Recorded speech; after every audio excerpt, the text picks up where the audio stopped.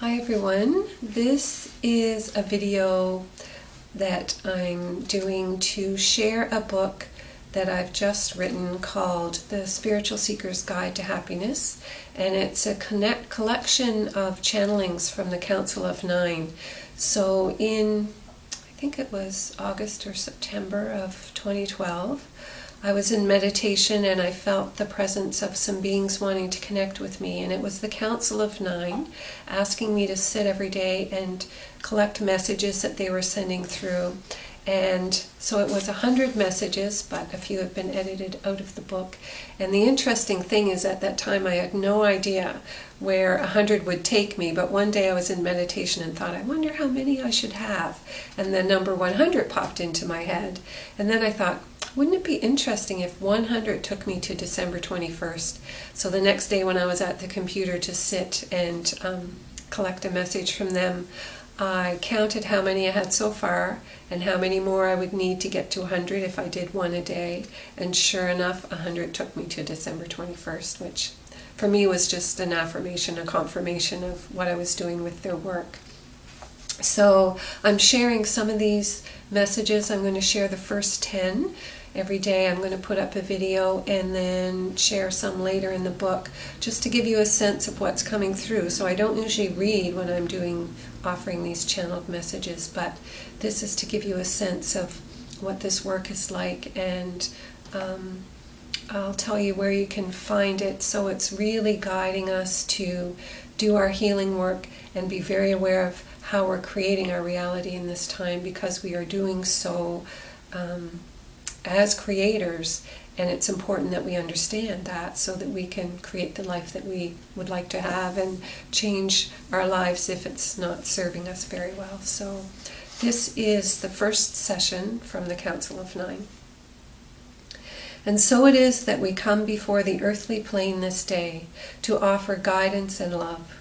We are speaking through a new channel and delighted to bring our energies through her filter. For in channeling, the being who is receiving the message is doing so through her own filter. This one has a loving and graceful heart, and we are pleased that she has accepted this invitation to bring our messages to the world. We begin by commending all who are reading this book for your monumental growth as a human being on this earth. You are magnificent, and we wish you to pat yourselves on the back for all that you have accomplished in morphing yourselves into a new human. We invite you to look at your life just a short year ago. How different are you now? We are certain that you will see great growth, great change in who you are now compared to a mere year ago. That is huge, an accomplishment not to go unnoticed.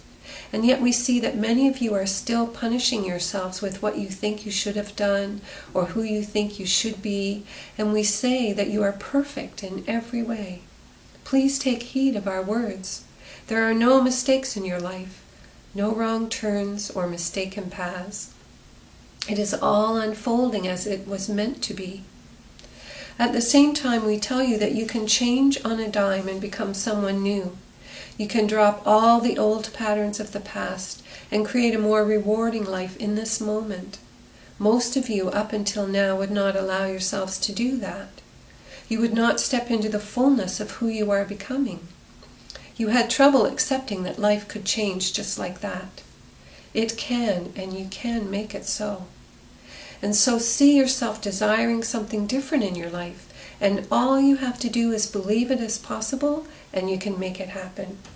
The difficulty is that you have let go of who you were.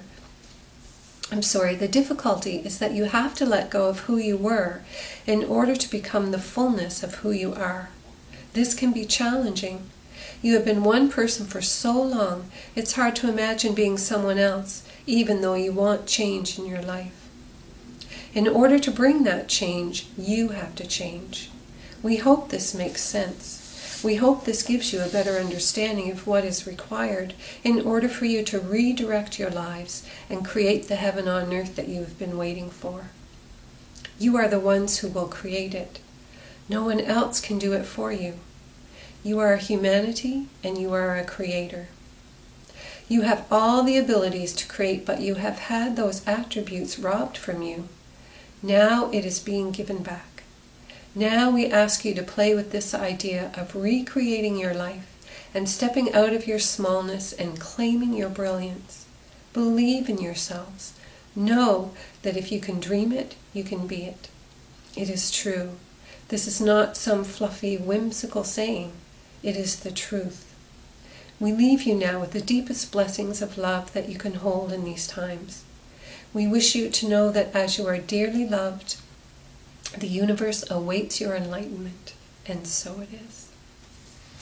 And so that is the first of the series of channelings from the Council of Nine, and the beginning of the book, The Spiritual Seeker's Guide to Happiness. And you can buy a PDF of the book at www.rashana.ca, RASHANA, and it will soon be up as an ebook, so you can watch for that as well. And stay tuned for more.